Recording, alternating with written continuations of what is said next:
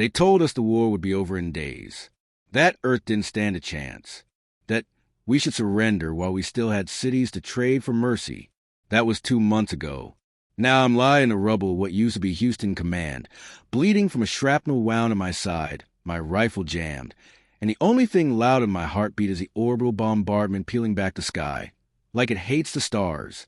I'm Captain Elias Ward, 82nd Planetary Defense Division, 3rd Infantry Strike Group, and I was supposed to die yesterday. Instead, I lived to see the fall of Earth's last defense line. The Scarvani came from the galactic dark, sleek and quiet like death itself. We've been preparing for them since the Proxima broadcasts, a scrambled warning sent by another species on the brink. We translated the message too late. They had no demands, no diplomacy, just weapon platforms, kinetic slugs the size of freight trains, and bio-fleet carriers that birthed atmosphere burners mid-flight. Humanity fought. God, we fought. Nukes in orbit. Solar arrays turned into pulse cannons. Old aircraft carriers refitted with plasma shields and drone swarms. Even civvies picked up arms when the shields fell. But the Scarvani didn't care. They weren't after resources. They weren't after land. They were here to extinguish something deeper, our defiance. So when they cracked our moon, split it in half, and sent its debris spiraling toward Earth's atmosphere, I knew it wasn't strategy. It was art, a message. This is how you die. But the thing is, humans don't die the way other species do. We cling, we break bones and keep crawling. We make weapons out of scrap and miracles out of pain. We don't stop, not until someone pulls the last scream out of our lungs with fire and steel. And even then, sometimes we keep going. I crawl my way out of Houston Command's crater, blood soaking into the dust. I found a dead scout's comms pack and spliced it into a nearby terminal. Signal was trash, static, half-destroyed encryption, but I caught one clear frequency. Evac south of the ruins, half-hour window. Repeat, half-hour window. I couldn't see who sent it. Didn't care. I ran. Through ghost cities echoing with silence. Through ash-stained wind and scorched fields littered with bones and mech husks. I dodged Scarvani drones by hiding under burnout hovercars. I killed 2 with a broken blade when they found me. But I made it. Just south of the ruins, a last-ditch evac team had rigged a Helix thruster VTOL. It was barely holding together, engine sputtering, canopy cracked. "Captain Ward," one of the pilots asked. "I thought you were dead." I coughed blood and strapped in. Guess airborne. We lifted into a storm-black sky, the ruined skyline behind us like a graveyard on fire. And that's when we saw it. The orbital fleet. What was left of it. Earth's last warships. Fewer than 30. Facing down a Scarvani armada that blotted out the stars. No retreat. No surrender. Their energy signatures surged like they were ready to burn themselves to atoms just to take one more enemy ship with them. And still no help came. Until it did. The moment was so quiet, I didn't trust it. One of the gunners whispered, "What the hell is that?" It decloaked near Jupiter. A ripple in space, like the universe flinched. A ship. No, a Titan. Larger than anything we'd ever seen. Darker than the void around it. Its hull shimmered with physics that didn't obey our understanding. Gravitic ripples. Shielding patterns flickering in and out of visible spectra. A rotating ring around its center, like a living machine mind. It moved with silence and purpose. Not Scarvani. Not human. Then a voice boomed across every channel. Deep, resonant, ancient. "We have watched long enough." Our pilot choked. "Did you hear that? Did we all just—" Another human voice broke in. "General Mullick, from Earth's last command base on the Arctic shelf. Identify yourself." Silence. Then the voice returned, deeper now, as if echoing from across centuries. "We are the forgotten, the first flame, the ones who left before you learned to speak." The air inside the VTOL dropped 10 degrees. I stared out the canopy as the Titan ship opened something along its hull. Ports or weapons or... I don't even know. The stars shifted, and then the sky screamed. Massive beams of pure force cleaved through the Scarvani lines. Ships folded in on themselves. Dark matter ruptures flared and collapsed. Enemy shields collapsed like wet paper. hulls torn apart in lightless silence. One of our fleet captains said what we were all thinking. I don't know who they are, but they're fighting for us. And just like that, the war changed. The human mind wasn't built to comprehend what we saw that day. Not truly. Our brains took it in, sure, light in shape and velocity, but our souls recoiled. It was like staring into the heart of a dying star and knowing, somehow, that it recognized you. The unknown ship, no, the entity, ripped through Scarvani lines with the elegance of a surgical strike and the brutality of a wrathful god. Where our best weapons left scorch marks, this thing carved silence, absences, erasures. Entire Scarvani war beasts just vanished, not destroyed, unwritten. We watched as their command vessel, a floating cathedral of obsidian spires and quantum-link mines, attempted to flee. It never got the chance. The Titan flared in silent gold, and a spear of reality-piercing light lanced through the command ship's core. Gone. The Scarvani broke. They tried to retreat, scattering like insects beneath a falling boot. And Earth, our shattered, burning Earth, was suddenly still. No more enemy fire. No more screams on the broadband. Just a low hum of our own damaged systems trying to reboot, and the flickering heartbeat of surviving soldiers daring to hope. We thought it was over. We thought the stranger had saved us. We were wrong. So goddamn wrong. Our VTOL landed on what remained of the Northern Defense Ridge, a scorched plateau above the ruins of Old Denver. The sky was a sickly orange, cracked with storm arcs and ash funnels. We made contact with ground command, and I was immediately ordered to report to Forward Relay Node 7. I barely had time to process the relief of survival when the real briefing began. They didn't call it ship anymore. They called it the First Flame, not a designation. A title. One of the relay officers, a grim-eyed woman with augmented pupils and half her face reconstructed from ceramic bone, pulled me aside. "You made contact," she said. "Direct signal interference. The flame spoke on your channel." I nodded. I was there when it decloaked. "What the hell is it?" She stared at me for a long moment, as if weighing whether I'd even believe the answer. Then she said, "A relic from the first expansion, before the Scarvani. Before the Concorde, before us." I laughed, but it came out dry and cold. "You mean it's a ghost ship?" Her voice dropped. "No, it's a witness. From the beginning. And here's the thing. There are moments in your life where something snaps, where what you believed, what you were, begins to fracture under the weight of something older. That was mine, because she handed me a data cube. No encryption, just a simple interface. And when I touched it, I saw, not with my eyes, but something deeper, like my thoughts had been pulled backward into a memory that wasn't mine. A universe lit by primal stars. Civilizations rising like sparks from the void. One species, the Prime Forgers, building wonders we couldn't even name. Machines that shaped galaxies. Cities made of dark energy. Ships that could rewrite entropy. But they weren't gods. They were something worse. Scientists without fear. They built the First Flame as a failsafe, a guardian, a destroyer, to cleanse the stars of their creations ever grew too monstrous. It went dormant when they vanished. Until now, until us. I dropped the cube. My hands were shaking. This thing didn't come to save humanity. It came to do what was made for, erase abominations. And we just spent a century turning Earth into a death world of orbital cannons, neural nets, and climate-forged soldier variants. We'd turned survival into something alien. We had adapted, and the First Flame saw that. To it, we were the second problem.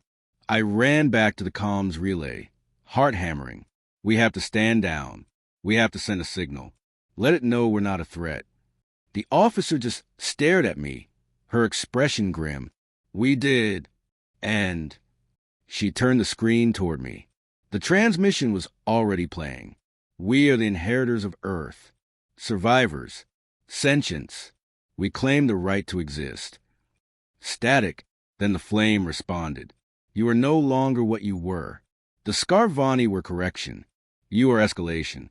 Termination begins at solar apex. That's when I realized what we'd done. We didn't survive the war. We survived too well. Outside, I watched as the flame moved closer. Earth's orbital gravity bent in ways it shouldn't. Weather patterns fractured. Time dilation rippled through low orbit. The Scarvani hadn't just lost. They'd triggered something worse. And now Earth stood alone. Again. Only this time, against something ancient enough to have written the laws of war. And then, just as we prepared to brace for the end, another ripple spread across space. Another ship appeared. Not as large. Not as terrifying. But distinctly human. Cobbled together from old Mars-class wreckage. Laced with hull scars. Burning bright with fusion pulses and human anger. A pirate signal broke across our channels. A voice. Deep. Rough. Laughing like death in a bomber jacket. Miss me, Elias? I froze. Nathaniel? Thought I'd drop by. Brought a few old friends. We're not letting some ancient relic erase Earth without a damn fight. Nathaniel Reese was the kind of man who died too loud to stay dead. Ex-Black Ops. Rogue Commander. My former CO. My best friend, once, until he led a mutiny during the Helix War and vanished with half our prototype fleet. We buried what was left of his reputation under a mountain of silence and sealed reports. No one ever expected to hear from him again. And yet there he was, broadcasting from a war-scarred battleship held together by hatred and human grit. Smiling like the galaxy hadn't just gone insane. Still bleeding and yelling at calm towers. Elias? Some things never change. I didn't respond at first. I was too busy trying to process the ship behind him, the Defiant. We'd scrapped her 5 years ago. Too unstable. Too dangerous. Fusion-vented rail cannons. Illegal AI cores. Unlicensed quantum warheads. And she was glowing. Alive. Where the hell have you been? I snapped. His smirk vanished. Hiding. Watching. Building. Because I knew this day would come. He leaned closer to the feed. You think this first flame is the worst thing out there? You think Earth was never meant to survive this war? No, Elias. Earth wasn't meant to survive alone. 10 minutes later, his fleet decloaked. 7 ships, each one unique. Frankenstein monstrosities patched together from junkyards, old black site projects, and forgotten tech. No naval registry. No protocols. Just war-forged ghosts and human audacity. I watched them take formation between Earth and the flame, like ants standing against a hurricane. It was absurd. It was so us. Nathaniel opened a secure line. I read the flame signal matrix, he said. It's not just ancient. It's recursive, learning, adapting, watching our responses. And I know how to break it. We met face to face aboard Defiant. The ship's halls were scorched and cluttered with improvised machinery. Crew members nodded to me with wary recognition. Soldiers who'd vanished from Earth's records long ago. Nathaniel looked the same, except for the mechanical spinal rig running up his back. Integrated neuroframe tech from Earth's outlawed Sentinel program. You fuse with your ship, I muttered. Jesus. He laughed. That's not all I fuse with. In the war room, he pulled up the schematics. It's running on a trinary logic seed, some kind of foundational code from the civilization that built it.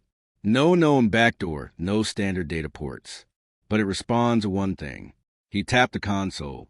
It showed a waveform, a human neural signature. Mine. I blinked. Is that from when it contacted me? Exactly. It left a fragment, residual code, a psychic handshake. You're the key now, Elias. I stared at him, trying to wrap my head around it. You want me to communicate with it? He grinned. No, I want you to distract it. Our plan was insane. Step 1. Nathaniel's fleet would attack the flame, not to destroy it, but to force it into partial defensive mode, buying us a 3-minute vulnerability window. Step 2. I'd be launched inside a psychic transfer pod towards outer resonance field. Step 3. While my mind was entangled with it, Defiant's AI would inject a recursive virus, a logic paradox designed to freeze its core long enough for Earth's remaining forces to fire everything we had. We weren't trying to kill a god. Just punch it hard enough that it bled starlight. The launch was chaos. We hit the upper thermosphere under cover debris and solar flare interference. Nathaniel's fleet lit up the sky like it was the 4th of July, screaming death into the flame's obsidian face. I could see his ships melting in real time. One exploded in a flash of red and gold. Another rammed a flame drone carrier and took it with them. And then my pod hit the field. The world twisted. My vision cracked. And my mind, slid sideways into something vast and eternal. I stood in a memory that wasn't mine. A city of light. Endless towers built from cascading equations. Creatures of pure thought drifting between algorithmic fountains. It was beautiful. And cold. You do not belong. The voice came from everywhere. And nowhere. You were the skin of survivors. But your thoughts echo extinction. I didn't come here to debate philosophy. I growled. Yet you came. A shape formed in front of me. Tall. Vaguely humanoid. Made of glass and gravity. You fight like the Scarvani. You adapt like the Prime Forgers. You build weapons of desperation. You're not a species. You are a reaction. You think that means we don't deserve to exist? It means you will not be allowed to continue. But I felt it. A hesitation. The flame. This god machine, it was thinking. Measuring. Curious. I leaned in. You weren't made to decide who lives. You were made to clean up mistakes. But what if you are one? Silence. Then, a tremor. The code cracked. Unexpected input. Forking branch. I saw Nathaniel's virus claw into the core. Time shattered. A voice screamed through the pod. Now, Elias! Now!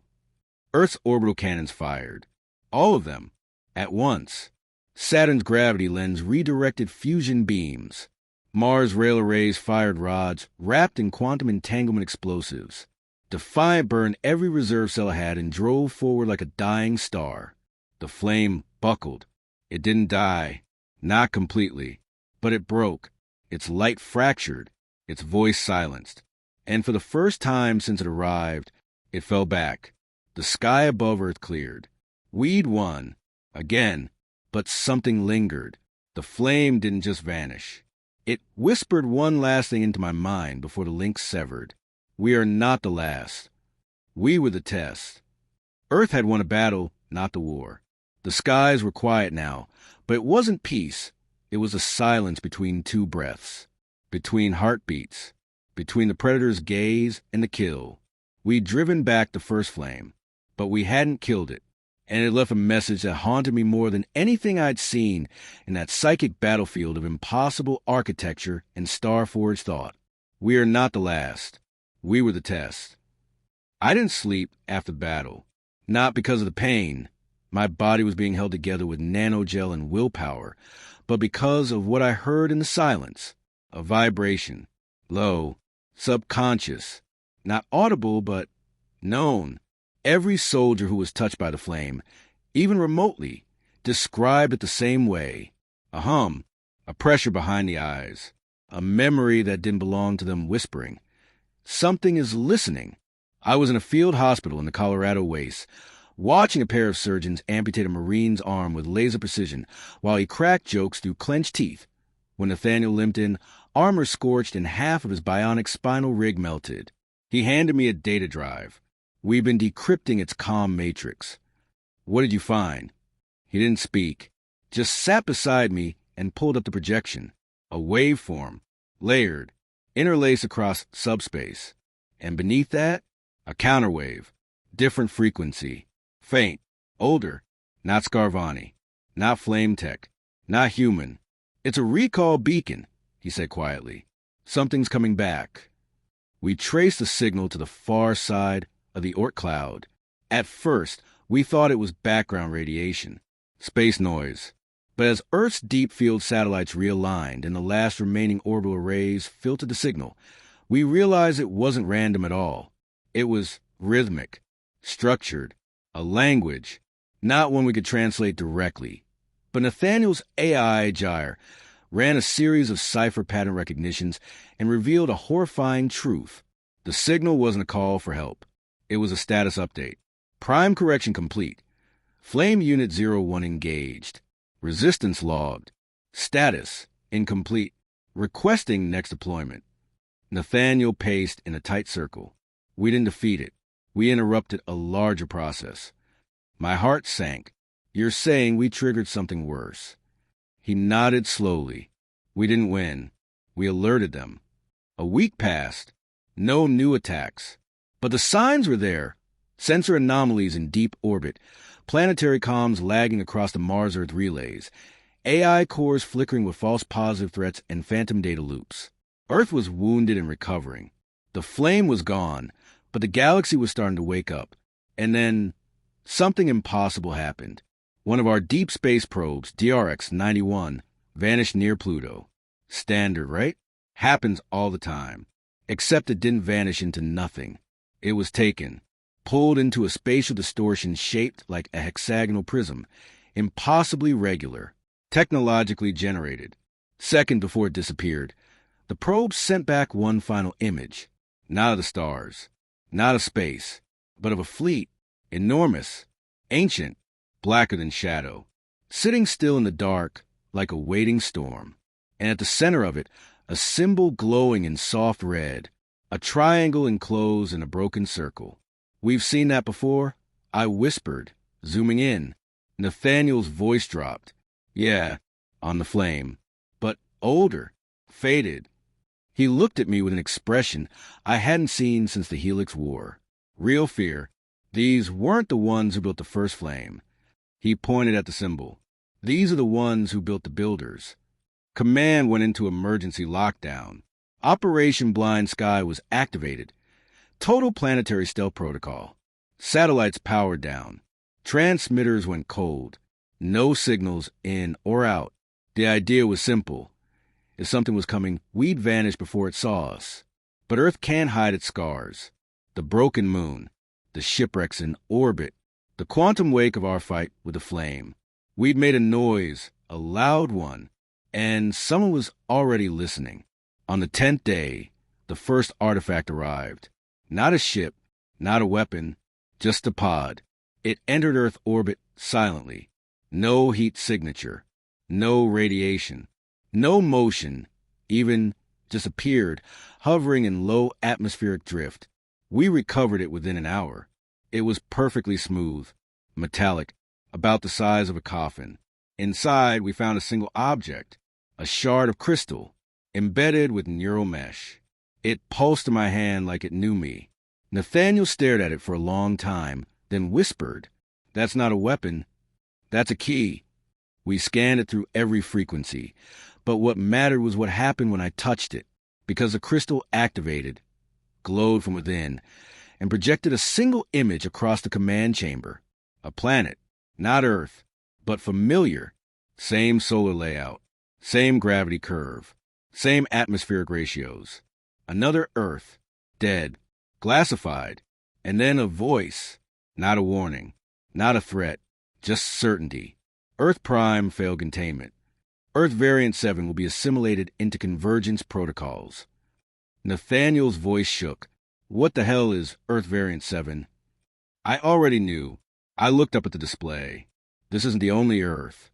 They called it Earth Variant 7. But that wasn't the part that made me sick to my stomach. It was the number. 7.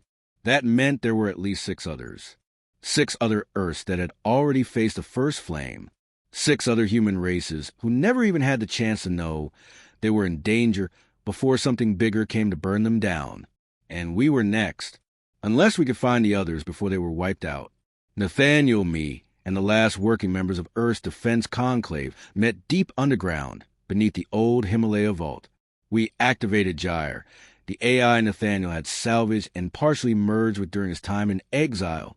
Gyre had one job now. Trace the convergence signal encoded in the crystal key. Track the psychic resonance across multiple folds in space-time. Not time travel. Not exactly. Something deeper. Multiversal echoes. Reality fractures. And if that sounds like science fiction, so did alien death gods 2 months ago. Gyre found the first link within hours. A gravity anomaly near Saturn's heliopause. Nathaniel pulled up the coordinates and whistled. That's right where the flame appeared. I nodded. It left a trail. What we didn't know, What we couldn't have known was that it wasn't a trail. It was a door. We launched from Earth's far side using one of Nathaniel's jury-rigged stealth corvettes. No beacons, no chatter, just ion drives and whisper thrusters, slipping through solar shadow like ghosts. There were 4 of us. Me, still carrying residual code from the first flame in my neural net. Nathaniel, bonded to Gyre and running half on rage, half on hope. Sergeant Kira Voss, demolitions and breach expert, pulled from the lunar conflict and rebuilt with Scarvani tech. And Dr. Imra Quell, a quantum xenotheorist who used to teach at Ceres University before the Scarvani dropped half the asteroid on our lab. Together, we were going to step through a rift between realities and find the others.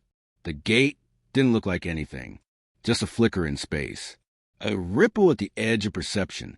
But when we crossed the event shell, everything shifted. It wasn't like moving through space. It was like moving through thought. I felt myself pulled sideways, like my identity was being examined by something old, something curious.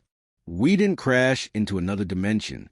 We arrived in orbit above a blue planet that looked exactly like home. Continents matched, oceans shimmered, but the orbit was too quiet. No satellites, no stations, just stillness. And when we scanned the surface, no cities, no lights, just ruins.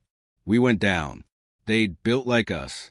Concrete and steel, glass spires, power lines.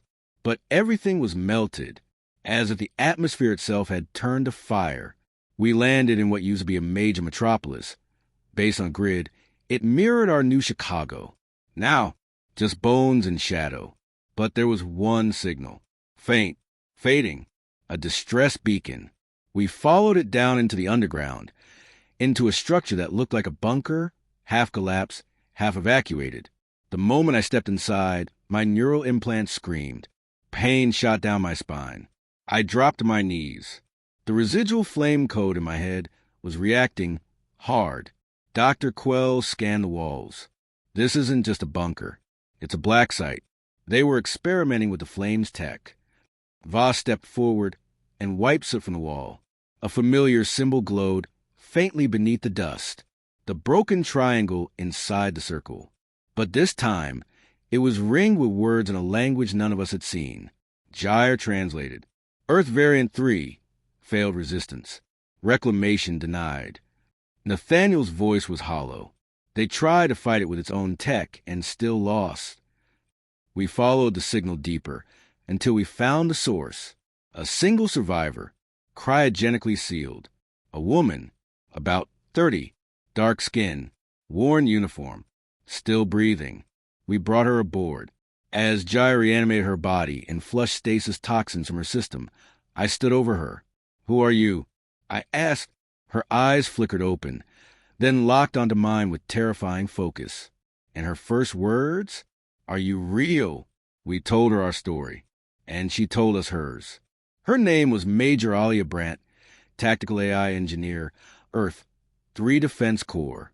They developed countermeasures, built hybrid defenses, even allied with something she called the Core Remnants, a machine race from their Mars. But the Flame's successor didn't come alone.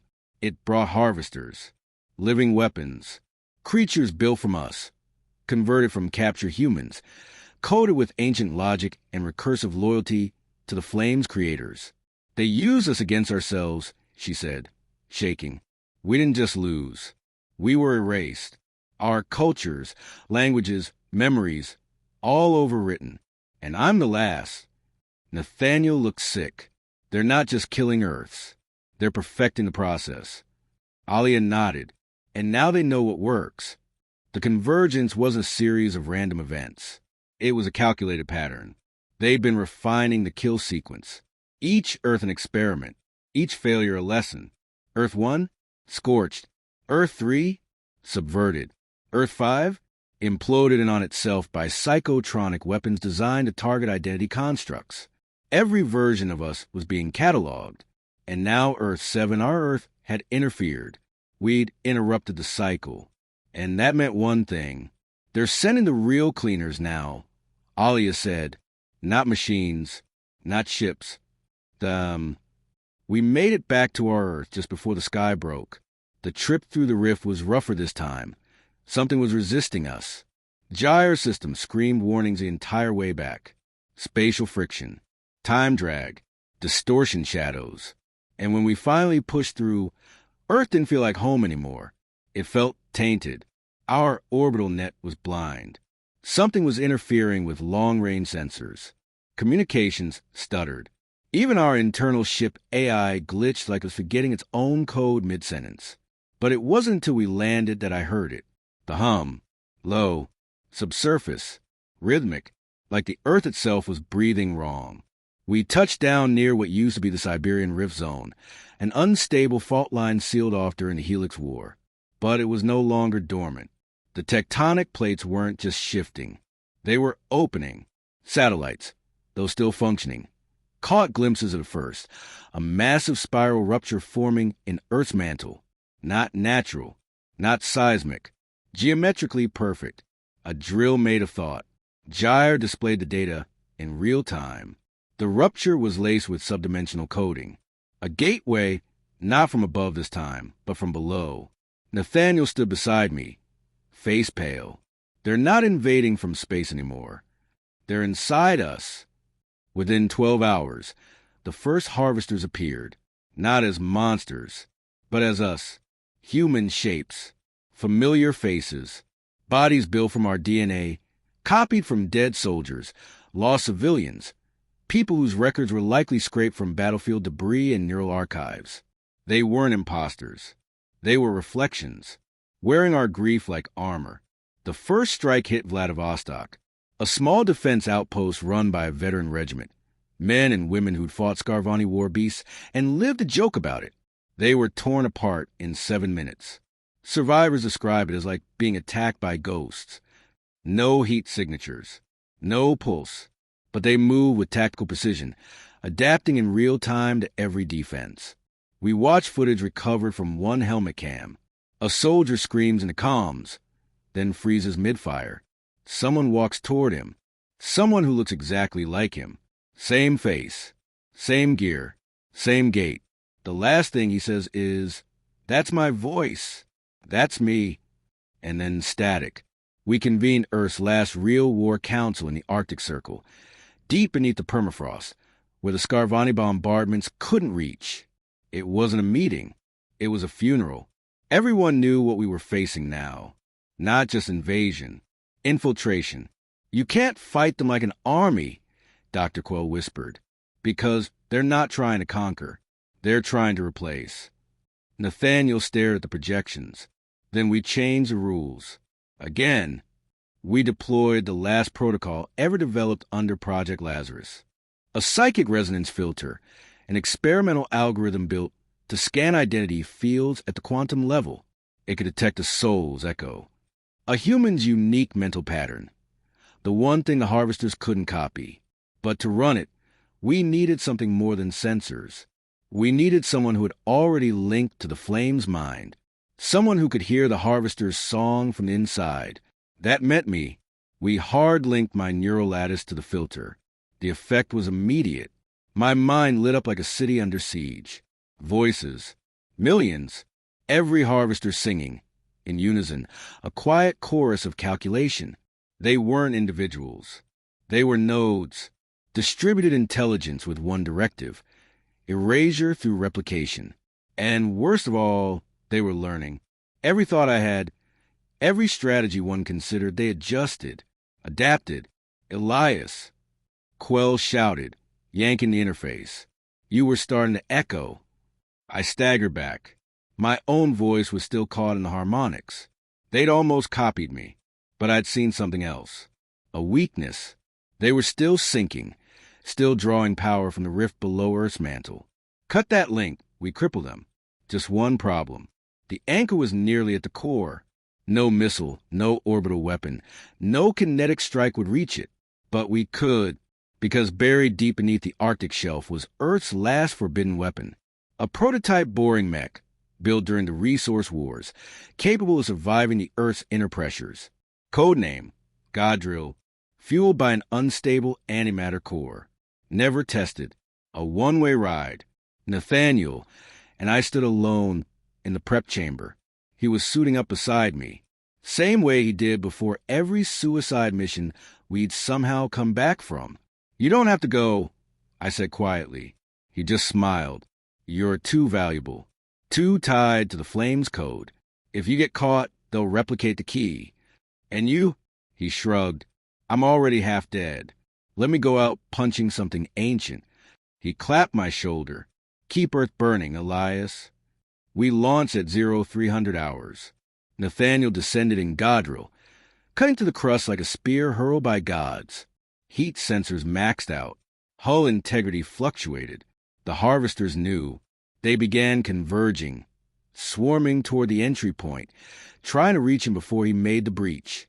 We covered his descent with every last orbital cannon Earth had, but they just kept coming, like a tide of familiar faces. Family, friends, twisted into silence. Nathaniel's final transmission came just as he reached the convergence anchor. "I see it. Looks like a heart made of teeth. Tell them, we weren't perfect, but we were human, and that should have been enough." Then white noise, then silence, and then the world shook. The detonation tore a wound through reality. The anchor shattered.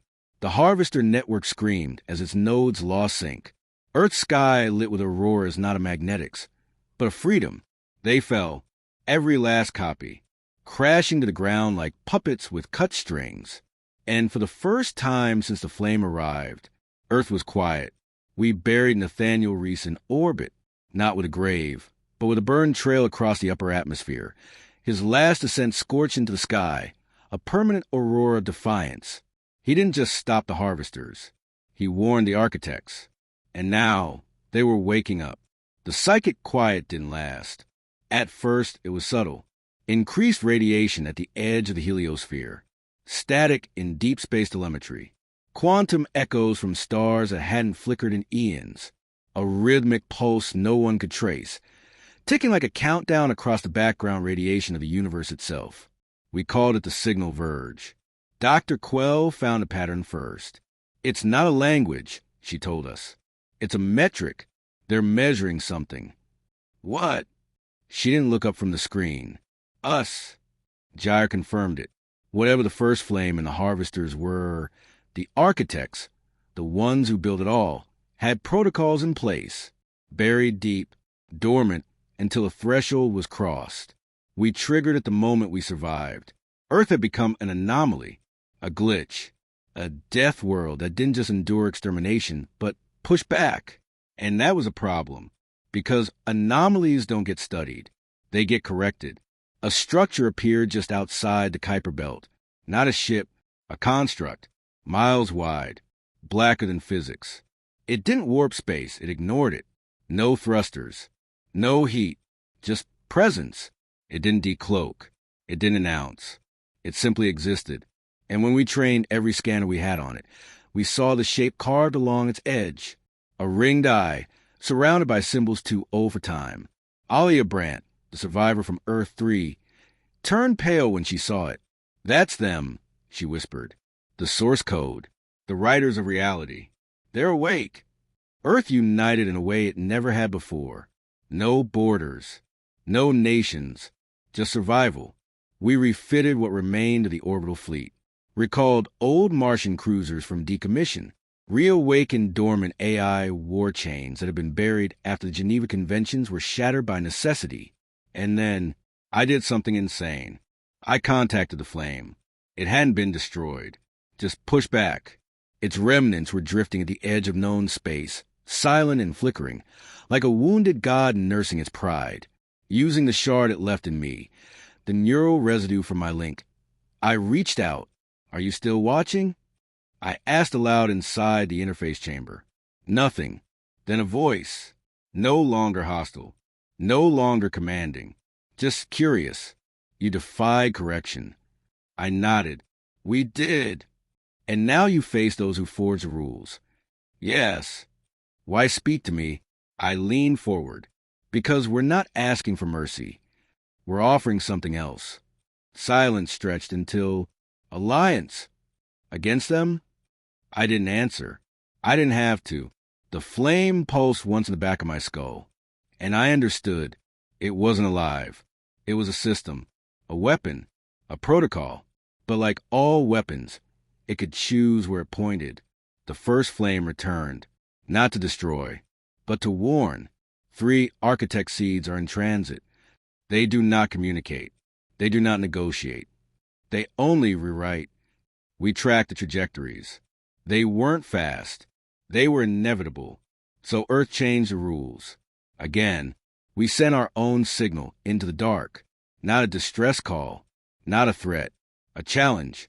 We broadcast every battle, every stand, every moment of defiance. We showed them what humans were. And then we built the Arcspire, our first interdimensional vessel, constructed from hybrid tech, flame matrices, human alloys, remnants of harvester code, all woven together with one purpose: to go to them, to take the fight to the architects before they could write our end. I stand now aboard the Arcspire's bridge. Alia to my left, Gyre embedded in the helm, Kira Voss loading our last pulse cores. Earth burns behind us, but not in defeat, in fury, in warning. And as we pierce the veil of reality, as we hurl ourselves in the domain of ancient gods, I send one last message across every frequency, every Earth, every variant, every survivor. We are not your mistake. We are the virus in your design. We are the anomaly. We are humanity. And we do not go quietly.